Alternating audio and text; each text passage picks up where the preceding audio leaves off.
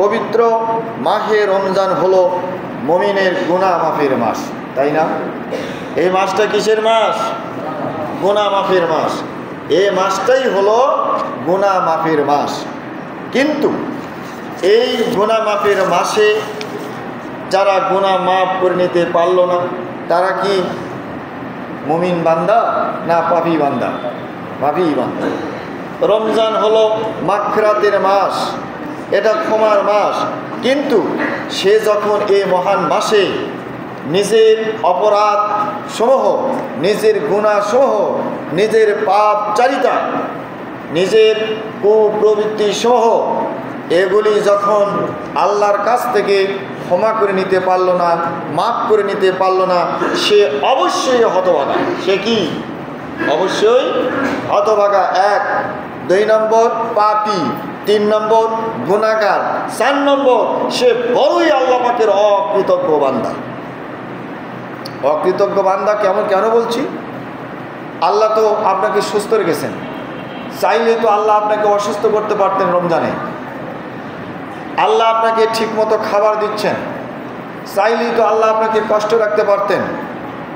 এত কিছু নিয়ামত দেওয়ার পরে আপনি আল্লাহ পাকের ইবাদত করছেন না, দিনে সম বা রোজার মতো ইবাদত করছেন না, রাত্রিতে সালাতুত তারাবি পড়ছেন না, কোরআন পড়ছেন না, তাসবিহ তাহলিল পড়ছেন না, তাহলে আপনি কি আল্লাহর কৃতজ্ঞ বান্দা না অকৃতজ্ঞ বান্দা?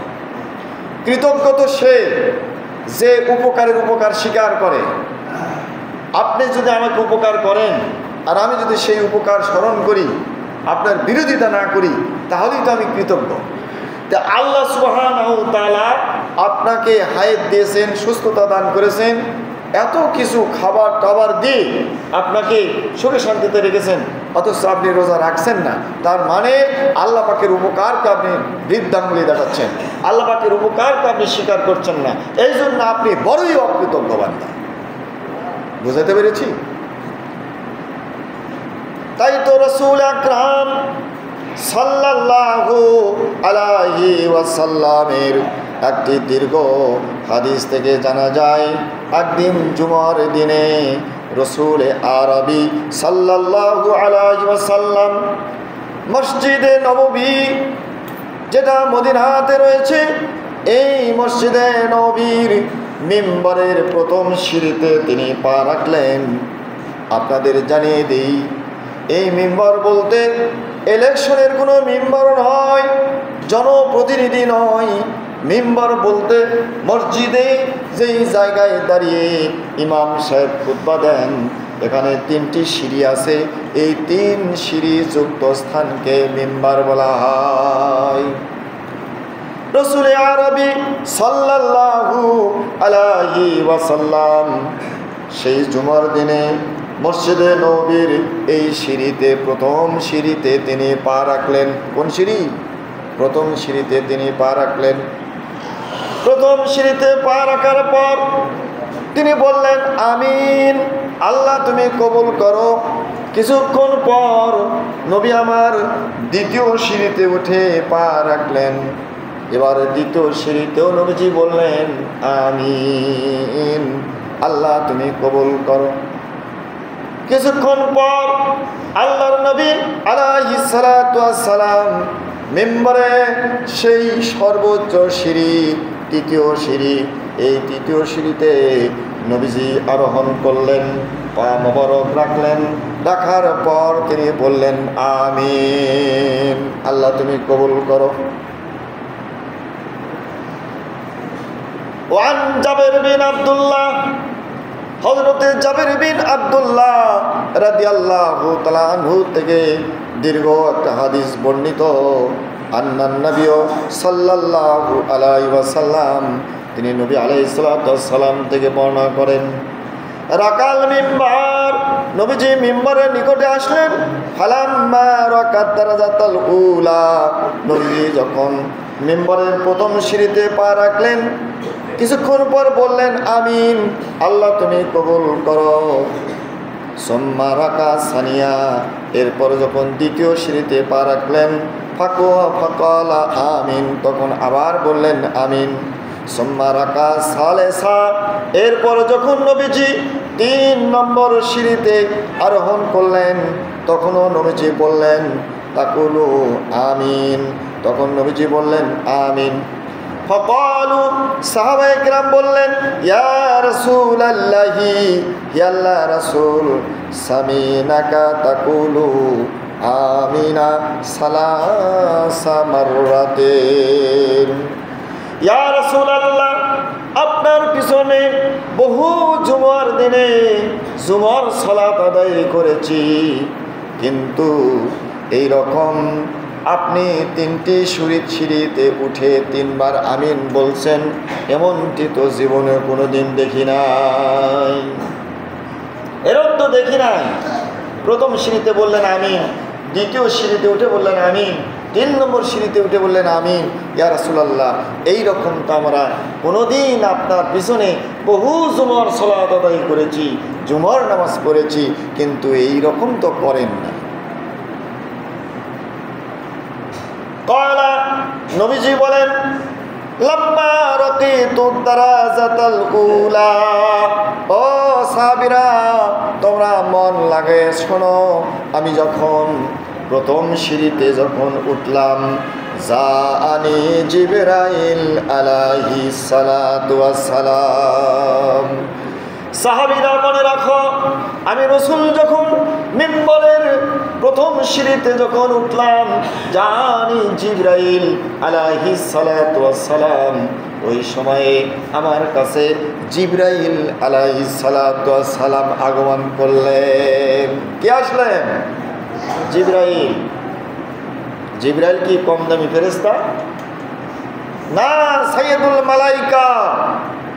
জিবরাইল কম দামি ফেরেশতা নয়, জিবরাইল হলেন সাইয়্যিদুল মালাইকা, সমস্ত ফেরেশতাদের তিনি লিডার, সাইয়্যিদ, নেতা।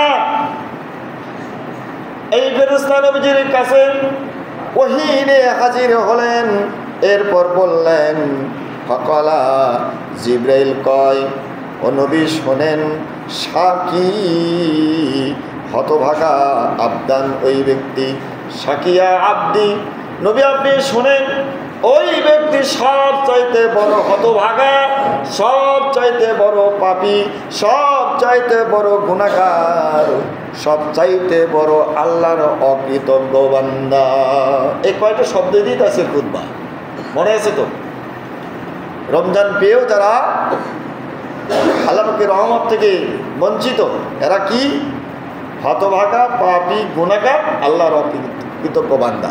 এই 4টি শব্দ, এরা বড় এই 4টি গুণে গুণান্বিত, বদ গুণে গুণান্বিত। তখন জিবরাইল আলাইহিস সালাতু ওয়াস সালাম বললেন আদরাকা রমাজান, যেই ব্যক্তি রমজান মাস পেয়েছে, অকাল আল্লাহু তাআলা ফি কালামিল মাজিদ ফি সূরাতিল বাকারা, বিসমিল্লাহির রহমানির রহিম, ফামান শাহিদা মিনকুমুশ শাহরা ফালইয়াসুমহু। আল্লাহ পাক সূরা বাকারার মধ্যে বলেন ফামান শাহিদা, যেই ব্যক্তি শাহিদ পাবে মানে সাক্ষাৎ পাবে, মিনকুমুশ শাহরা, তোমাদের মধ্যে এই মাসের যেই ব্যক্তি সাক্ষাৎ পাবে, মানে রমজান মাসে যেই ব্যক্তি বেঁচে থাকবে, সুস্থ থাকবে, সবল থাকবে, মুসলমান হইয়া, ফালিয়াসুমহু, আল্লাহ পাক বলেন তার উচিত সে যেন সওম পালন করে, সে যেন রোজা রাখে। রমজান মাসে হায়াত পাইলেই রোজা রাখা ফরজ। দলিল সূরা আল বাকারা 185 আয়াত, ফামান শাহিদা মিনকুমুশ শাহরা ফালিয়াসুমহু। অতএব জিবরাইল বলেন নবীজি, যারা রমজান মাস পাইল, রমজান মাস পেয়ে দিনের বেলায় রোজা রাখলো না, রাত্রিবেলায় সালাতুত তারাবির নামাজ আদায় করলো না, এগুলি না করে ফানসালাকা মিনহু ওয়ালাম ইউগফার লাহু, ফানসালাকা মিনহু, সব কিছু সে ভুলে গেছে। রমজানের যে শিক্ষা, রমজান যা করতে বলছে, রমজানের করণীয় কি, রমজানুল মোবারকের মাসে বর্জনীয় কি, কি করতে হবে আর কি করা যাবে না, এই শিক্ষা সে অর্জন করতে পারে নাই। ওয়ালা সামাহু, সে রোজাও রাখে নাই, ওয়ালা সালাতাহু, এবং সালাত আদায় করে নাই, এই ব্যক্তি ইগফার লাহু, ফলে আল্লাহর রহমত থেকে সে বঞ্চিত, ফলে আল্লাহর ক্ষমা থেকে সে বঞ্চিত, আল্লাহ তাকে ক্ষমা করবেন না। জিবরাইল বলেন আবআদাহুল্লাহ, আল্লাহ এমন ব্যক্তিকে তুমি ধ্বংস করে দাও। কি করো? ধ্বংস করে দাও। যে রমজান মাস পেয়েছে, রমজান মাস পেয়ে দিনে রোজাও রাখলো না, রাত্রে নামাজও পড়লো না, তাসবিহ তাহলিল আদায় করে না, আল্লাহর ক্ষমা থেকে সে বঞ্চিত হয়ে গেছে। জিবরাইল বলে নবী, আমি তাদের জন্য এই ওহী নিয়ে এসেছি যে আল্লাহ তুমি তাদেরকে ধ্বংস করে দাও। এরা হতভাগা, এরা পাপী, এরা গুনাহগার, এরা আল্লাহর অকৃতজ্ঞ বান্দা। এইরকম 4টা বদ গুণ এদের মধ্যে আছে, এরা জমিনে থাকার উপযুক্ত না, এদেরকে ধ্বংস করা হোক। ফাকুলু, তখন নবীজি বলেন কুল, আমি বললাম কুল আকুলু, আমি বললাম আমিন। ফাকুলতু আমিন, আমি বললাম আমিন, আল্লাহ তুমি কবুল করো। ও মুসলিম ভাই ও বোনেরা, নবীজি যদি একবার আমিন শব্দ বলে এটা পাশ করে দিয়ে থাকেন, তাহলে তামাম পৃথিবী ধ্বংস যেদিন হবে তার আগ পর্যন্ত এই আইন কেউ পরিবর্তন করতে পারবে না। পরিবর্তন করতে পারবে? পারবে না। কেন পারবে না? নবীজি অনুমতি দিয়েছেন। এই 4টা বদ গুণ যাদের মধ্যে থাকবে আর রমজানের সেই ক্ষমা থেকে বঞ্চিত হলো, এমন ব্যক্তি ধ্বংস হোক। এই প্রসঙ্গে আর একটা কথা বলি, সেই কথা হলো এই বাইহাকি শরীফে একটি হাদিস এসেছে, সেই হাদিসের মধ্যে এসেছে রমজানকে 3টা ভাগে ভাগ করা হয়েছে। ওয়া আউয়ালুহু রাহমাতুন ওয়া আওসাতুহু মাগফিরাতুন ওয়াল আখিরু উত্তাকান নার। রমজানের প্রথম 10 রহমতের দশক, আর মাঝখানের দশক হলো মাগফিরাতের দশক, ক্ষমার দশক। আর 21শে রমজান থেকে শেষ পর্যন্ত যে সময়টা, ওই দশক শেষের সময়টা, এটা হচ্ছে জাহান্নাম থেকে মানুষকে মুক্তির সময়। হাযাল হাদিসু ইসনাদুহু যায়ীফুন, এই হাদিসটার সনদ দুর্বল। এই হাদিসটার সনদ কি? দুর্বল। وقال الإمام البخاري أصحاب الحديث إذا جاء رمضان فتحت أبواب الرحمن وفتحت أبواب المغفرة وغلقت الشيطان وسلسلات الشياطين। সহিহ হাদিস হলো আল্লামা ইমাম বুখারী রাহিমাহুল্লাহ সহিহ সনদে হাদিস এসেছেন নবীজির কাছ থেকে। তিনি বলেছেন যে ইজা দাখালা রমজান, যখনই রমজান মাস দাখিল হয়, মানে রমজান মাস আগমন করে, আবওয়াবুর রাহমাত, আল্লাহ পাক তখন রহমতের দরজা খুলিয়ে দেয়। রহমতের দরজা খুলে দেয়। সহিহ। আগেকার হাদিস জয়ীফ, ওই হাদিসে পাওয়া গেছে প্রথম 10 দিনের রহমত। আর এই হাদিস কি বলতেছে? রমজান মাস আসার সাথে সাথেই রহমতের দরজা খুলে যায়, সারা মাস থাকে, সারা মাস, শুধু 10 দিন না, সাহারা মানে পুরা মাস থাকে। তাহলে হাদিস কোনটা মানবেন? সহিহটা মানতে হবে।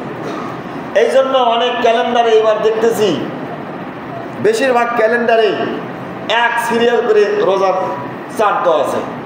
কিছু কিছু ক্যালেন্ডারে দেখা যাচ্ছে যে প্রথম 10 দিন রহমত, আবার ব্রেক দিয়ে মাঝখানে 10 দিন মাগফিরাত, আবার ব্রেক দিয়ে শেষের দশক হচ্ছে নাজাত। এইরকম আছে 2-1টা। এটা পরিবর্তন হয়েছে। সুবহানাল্লাহ। মানুষ যে সহিহ আলোচনা শুনতে চায়, এটাই তার বাস্তব প্রমাণ। মুসলিম ভাই ও বোনেরা, ইজা দাখালা রমজান, রমজান যখন আগমন করে, ফুতিহাত আবওয়াবুর রাহমাত, তামাম মাসের জন্য রহমতের দরজা খোলা থাকে।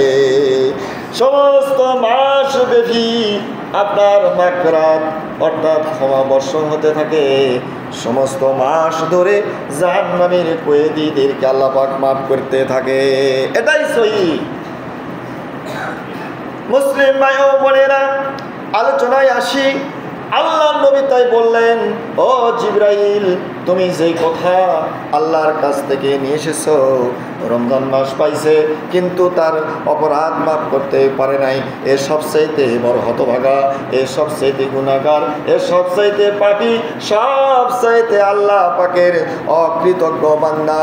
অতএব এই বান্দার জমিনে থাকার অনুমতি আমি নবী দিলাম না, আমি নবী অনুমতি দিয়ে গেলাম আল্লাহ যেন সেই ব্যক্তিকে ধ্বংস করে দেয়, আল্লাহ যেন সেই ব্যক্তিকে ধ্বংস করে দেয়। মুসলিম ভাই ও বোনেরা, নবীজি যখন অনুমতি দিয়েছেন, অতএব সে ধ্বংস হবেই, পরকাল ধ্বংস হবে, দুনিয়াও ধ্বংস হতে পারে। কিভাবে ধ্বংস হবে এটা আল্লাহ পাক বলে জানেন, কিন্তু আমাদের বিশ্বাস রাখতে হবে নবীজি যখন বলেছেন ধ্বংস হবে, অবশ্যই ধ্বংস হবে। এক, আর বাকি থাকলো কয়টা? দুইটা বাকি থাকলো, সময় তো কম। সুম্মা ক্বালা, এরপরে নবীজি বললেন, শাকিয়া আবদুন আদরাকা ওয়ালিদাইহি আও আহাদুহুমা ফালাম ইয়াদখুলাহুল জান্নাহ ফাকুলতু আমিন। দ্বিতীয়টা শুনলে তো অনেকের মুখ কালো হয়ে যায়। এই দ্বিতীয় হতভাগার কথা শুনলে মানুষ লজ্জা পায়। দ্বিতীয় হতভাগা ব্যক্তির কথা শুনলে মানুষের চেহারার পরিবর্তন আসে। কেন আসে জানেন? কারণ সে এটা পালন করে না। মানুষ যদি যার মাধ্যমে এসেছে তাকে যদি ভুলে যায়, সে কি কৃতজ্ঞ না অকৃতজ্ঞ? হ্যাঁ, যেমন আমি এই মসজিদে আসছি, ধরেন এটা একটা মাধ্যম, আমারও তো একটা মাধ্যম আছে। সে আমাকে লোকেশন দিয়েছে, যা আসেন, আমি আসছি। ওই লোকেশন দেওয়াটাই সে আমার মাধ্যম, আসার একটা মাধ্যম। তাহলে এই যে মাধ্যম, এখন যদি আমি ওই মাধ্যমকে ভুলে যাই, তাকে যদি অপমান করি, তাহলে আমি কি কৃতজ্ঞ না অকৃতজ্ঞ? অকৃতজ্ঞ। যেই বাবা মার মাধ্যমে আল্লাহ পাক আপনাকে জমিনের মুখ দেখাইছেন, জীবন ধারণের সুযোগ করে দিয়েছেন, সেই বাবা মা হচ্ছে মাধ্যম, দুনিয়া আসার একটা রাস্তা, একটা সেতু, একটা ব্রিজ। কিন্তু আপনি যদি সেই মাধ্যমকে ভুলে যান, সেই সেতু বন্ধনকে যদি ভুলে যান, তাহলে কি আপনি আল্লাহর কৃতজ্ঞ না অকৃতজ্ঞ? এটাই হচ্ছে দ্বিতীয়। শাকিয়া আব্দুল জিবরাইল বলেন, ও নবীজি শুনেন, ওই বান্দা হলো দ্বিতীয় হতভাগা, আদরাকা ওয়ালিদাইহি, যে ব্যক্তি তার বাবা মাকে পাইছে। বাবা মা দুইজনই বেঁচে আছে। বাবা মা যদি কারো দুইজন বেঁচে থাকে, সব চাইতে বড় রহমত সে নিয়ে আসে। বাবা মা হচ্ছে বড় রহমত, রহমতের ভান্ডার। এই জন্য বাবা মা যতদিন বেঁচে থাকবে মনে করবেন এরা বোঝা না, বাবা মা হচ্ছে আমার কাছে রহমতের ভান্ডার। কিসের ভান্ডার? রহমতের ভান্ডার। যদি দুইজন বেঁচে থাকে তাহলে আপনি দুইটা ভান্ডারের অধিকারী। আর আও আহাদুহুমা, অথবা দুইয়ের একজন যদি বেঁচে থাকে, শুধু বাবা অথবা শুধু মা, মানে একজন যদি জীবিত থাকে, তাহলে রহমতের একটা ভান্ডার আপনার কাছে আছে। রহমতের কয়টা ভান্ডার? একটা ভান্ডার। হাদিস বলছে এইরকম। আর আমাদের বাস্তব জীবনের কথা হলো এর ভিন্নতা আসে। আমরা রহমতের ভান্ডার মনে না করে ওই বার্ধক্যে উপনীত বয়স বৃদ্ধ ওই বাবা মাকে রহমতের ভান্ডার মনে না করে গজবের ভান্ডার মনে করি। ঠিক কিনা? কি মনে করি? গজবের ভান্ডার। যার বুড়া বাবা মা আছে মানে গজব আছে, ঠিক গজব, এটা আমরা মনে করি। আমাদের মনে যাই করি না কেন, আমাদের মনের সব এগুলি ভুল। আল্লাহ রসুল সাল্লাল্লাহু আলাইহি সাল্লাম যা বলেছেন সেটাই হচ্ছে আস্তাকুল কওল, সবচাইতে বড় কথা, সবচাইতে সত্য কথা। সেটা হচ্ছে এই বাবা মা হচ্ছে রহমতের ভান্ডার। আল্লাহ নবী বলেছেন ফালাম ইউদখিলাহুল জান্নাহ, যারা বাবা মাকে পাইল जिसको माँ मिलती है ऐसी जन्नत मिलते, বলা হয়েছে যে ব্যক্তি শুধু মাকে পেয়েছে, বাবা তার বেঁচে নাই, মা জননী বেঁচে আছে, বার্ধক্য উপনীত হয়েছে, বলা হচ্ছে जिसको माँ मिलती है, যার মা মিলে গেছে, তার মানে মা যার কাছে আছে, ऐसी जन्नत नहीं मिलता है, মা যদি থাকে তোমার কাছে জান্নাত আছে। আর আরেকটা অর্থ করা যাবে এইরকম যে जिसको माँ मिलता है, যদি তোমার মার সাথে তোমার সম্পর্ক উন্নয়ন না হয়, মার যদি তুমি খেদমত না করো, মাকে যদি তুমি মূল্যায়ন না করো, মার খাবারের ব্যবস্থা না করো, ভরণ পোষণের ব্যবস্থা না করো, এসি জান্নাত নেহি মিলতা হ্যায়। তুমি তো হতভাগা, তোমার জান্নাত মিলবে না, নেহি মিলতা হ্যায়, জান্নাত মিলবে না, তোমার বেহেশত তোমার নসিব হবে না, কারণ তোমার মার সাথে তোমার সম্পর্কের উন্নয়ন না। এই কারণে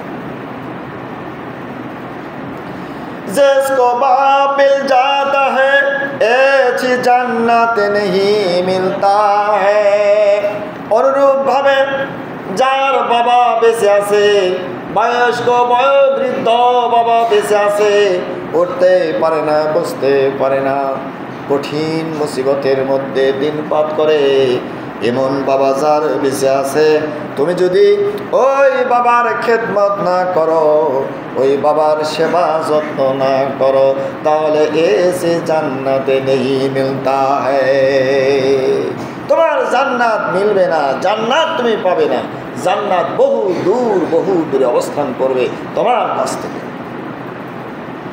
তাহলে কি বোঝা যায়, বাবাই জান্নাত, মা জান্নাত, তাই হলো কিনা বিষয়টা কিভাবে, সেটার উত্তর আমি দিয়েছি।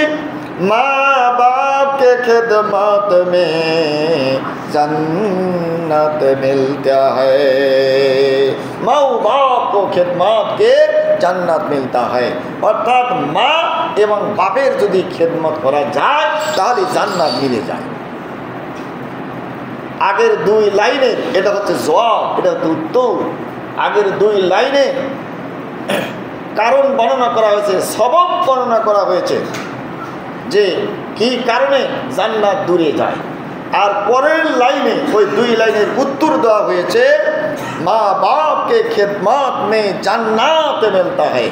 এটা হচ্ছে উত্তর যে মা বাপের খেদমত করলেই, সেবা যত্ন করলেই জান্নাত মিলবে। সুবহানাল্লাহি ওয়া বিহামদিহি। তাই নবীজি বললেন মা বাপ পাইল, কিন্তু মা বাপ পাওয়ার পরে এই ব্যক্তি ফালাম ঈদ খেলা বলে জান্নাতা, তাদের খেদমত করলো না, ফলে সে জান্নাতে যেতে পারল না। সে কোথায় গেল? ইউদখিলাহুন নার, সে দুজুকের সাথী হলো, জাহান্নামে চলে গেল। জিবরাইল বলেন ও নবীজি আমি বলি এই ব্যক্তিও ধ্বংস হোক, কারণ যে বাবা মার মাধ্যম দিয়া এই লোকটা দুনিয়ার আলো দেখলো, দুনিয়ার মুখ দর্শন করলো, দুনিয়াতে তিলে তিলে শক্তি সঞ্চার করলো, সংসার করলো, কত কি করলো, গাড়ি বাড়ির অভাব নাই, জায়গা জমির অভাব নাই, টাকা পয়সার অভাব নাই, এত কিছু করেছে, কিন্তু যার মাধ্যম দিয়ে দুনিয়াতে আসলো তাকে ভুলে গেছে। তাকে কি করেছে? ভুলে গেছে। এই ব্যক্তি জমিনে থাকার অধিকার নাই, এই ব্যক্তি ধ্বংস হয়ে যায়। তখন নবীজি বললেন আল্লাহুম্মা আমিন, আল্লাহ তুমি কবুল করো, কারণ এই ব্যক্তি সবচাইতে হতভাগা, এই ব্যক্তি সবচাইতে পাপী, এই ব্যক্তি সবচাইতে গুনাহগার, এই ব্যক্তি সবচাইতে আল্লাহর বড়ই অকৃতজ্ঞ বান্দা। এরপরে 3 নম্বর হতভাগা, 3 নম্বর হতভাগা হলো সুম্মা ক্বালা শাকিউন আবদুন যুকিরতা ইনদাহু ওয়া লাম ইউসাল্লি আলাইকা ফাকুলতু আমিন। 3 নম্বর হতভাগা ওই ব্যক্তি, ও নবী শোনেন, শাকিয়া আবদুন যুকিরতা ইনদাহু, যার কাছে আপনার নাম উচ্চারণ করা হয়েছে, আপনার নাম উচ্চারিত হয়েছে, ওয়ালাম ইউসাল্লি আলাইকা, কিন্তু নবীজি আপনার নাম শোনার পরে সেই ব্যক্তি দরুদ পড়ে নাই। কি পড়ে নাই? দরুদ পড়ে নাই। এই ব্যক্তিও বড়ই অকৃতজ্ঞ বান্দা, গুনাহগার বান্দা, পাপী বান্দা। ইয়া রাসূলুল্লাহ, এই ব্যক্তির জমিনে থাকার অনুমতি আল্লাহ দেয় না। নবীর নাম শুনলে কি পড়তে হয়? কি পড়তে হয়? দরুদ। নামো সেরে সালাত পর দরুদ, নামো সেরে সালাত পর দরুদ, আল্লাহ রাজি হো जाएगा हमेशा दिन के राह पर गमजान जिंदगी के अफकार। কত সুন্দর কথা। পড়লে দরুদ নবীর নামে, এর বাংলা, পড়লে দরুদ নবীর নামে খুশি হবেন আল্লাহ তাআলা, চললে সদা দিনের পথে জীবন হবে তোমার উজালা। সুন্দর কথা কি না? আসলে নবীজির নাম পড়লেই দরুদ পড়তে হবে। আর দরুদ যখন কোনো বান্দা নবীজির নাম শোনার পরে সাল্লাল্লাহু আলাইহি ওয়াসাল্লাম পাঠ করে, তাহলে আল্লাহ রাজি হো যাতা, আল্লাহ রব্বুল আলামিন ওই বান্দার উপরে রাজি হয়ে যায়, খুশি হয়ে যায়। দিন জিন্দগি জিন্দগি আপকে হোগে, অর্থাৎ তোমার জীবনটা, তোমার জিন্দগিটা আপকে হোগে, উন্নত হয়ে যাবে, উপরে উঠে যাবে। তুমি আর নিচুতে থাকবে না, আপ হয়ে যাবে, উপরে উঠে যাবে। তার মানে উপরে কে? উপরের সম্পর্ক জান্নাতের সম্পর্ক, উপরের সম্পর্ক রবের সাথে সম্পর্ক, উপরের সম্পর্ক আল্লাহ রব্বুল আলামিনের সাথে সম্পর্ক। আর নিচের সম্পর্ক হলো সিজ্জিনের সাথে সম্পর্ক, নিচের সম্পর্ক হলো জাহান্নামের সাথে সম্পর্ক, নিচের সম্পর্ক হলো শয়তানের সাথে সম্পর্ক। এই জন্য বলছে নবীর নাম শোনার পরে দরুদ পড়বেন, আর সদা সর্বদা দ্বীনের পথে চলবেন, ইসলামের পথে চলবেন, তাহলেই তোমার জীবনটা উজালা হয়ে যাবে, তোমার জীবনটা সুন্দর হয়ে যাবে। অকাল আল্লাহ তাআলা এজান, আল্লাহ রাব্বুল আলামিন কোরআনুল কারীমে বলেন, ইন্নাল্লাহা ওয়া মালাইকাতাহু ইউসাল্লুনা আলান নবী। আল্লাহ পাক বলেন, নিশ্চয় আল্লাহ সুবহানাহু ওয়া তাআলা এবং তার ফেরেশতারা, তারাও আল্লাহর নবীর উপরে দরুদ পড়েন। সুবহানাল্লাহ। আল্লাহ নিজেই দরুদ পড়েন, ফেরেশতারা দরুদ পড়েন। অতএব আমাদের দরুদ পড়তে সমস্যা কোথায়? আমাদেরও দরুদ পাঠ করতে হবে। আল্লাহ দরুদ পড়েন অর্থ সাল্লাল্লাহু আলাইহি সাল্লাম বলেন তাই না। আল্লাহর দরুদ মানে হচ্ছে আল্লাহ পাক রাহমাত অর্থাৎ রহমত বর্ষণ করেন। আর ফেরেশতারা দরুদ পড়ে মানে সাল্লাল্লাহু আলাইহি সাল্লাম তা বলে না। ফেরেশতারা দরুদ পড়ে মানে হচ্ছে আল্লাহ পাকের রহমত তারা বহন করে ওই ব্যক্তির উপরে বর্ষণ করে। আর আমরাও দরুদ পড়ি, আমরা দরুদ পড়ি মানে নবীজির উপরে আমরা কি ক্ষমা, আপনার রহমত চাই যে আল্লাহ তাকে তুমি রহমত দান করো, তাকে তুমি ক্ষমা করো এবং মাকামে মাহমুদা নামক প্রশংসিত স্থান তাকে দান করো। এই হচ্ছে অর্থ। এই জন্য আমরা যে দরুদ পড়ি এটা হচ্ছে লাফজুহু সাল্লাল্লাহু আলাইহি ওয়াসাল্লাম, সাল্লাল্লাহু আলাইহি ওয়াসাল্লাম।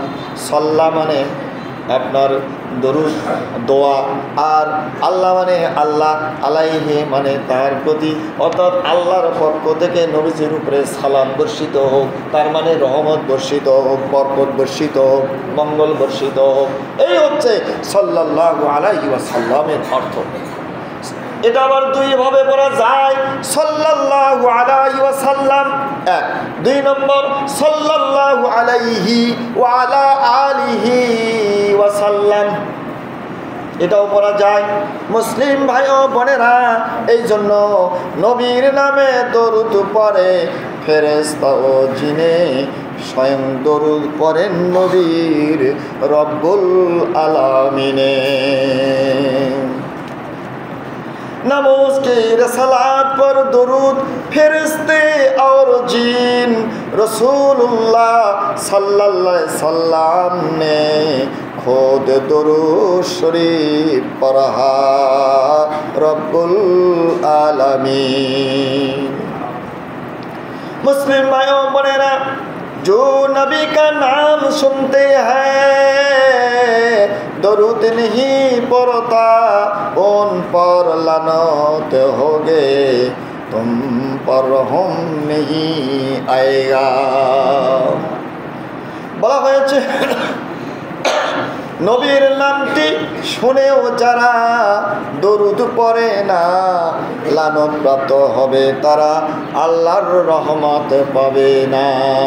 নবীর নামটি শুনেও যারা দরুদ পড়ে না লানত প্রাপ্ত হবে, তারা আল্লাহর রহমত পাবে না। এই জন্য নবীজির নাম শোনার পরে দরুদ পড়তে হবে। জিবরাইল বলেন, ইয়া রাসূলুল্লাহ, আপনার নাম তাদের কাছে উচ্চারিত হয়েছে, কিন্তু তারা সাল্লাল্লাহু আলাইহি ওয়াসাল্লামের মতো লফজ যে বাক্য, এটা তারা উচ্চারণ করে নাই। আল্লাহ যেন তাদেরকে ধ্বংস করে দেন।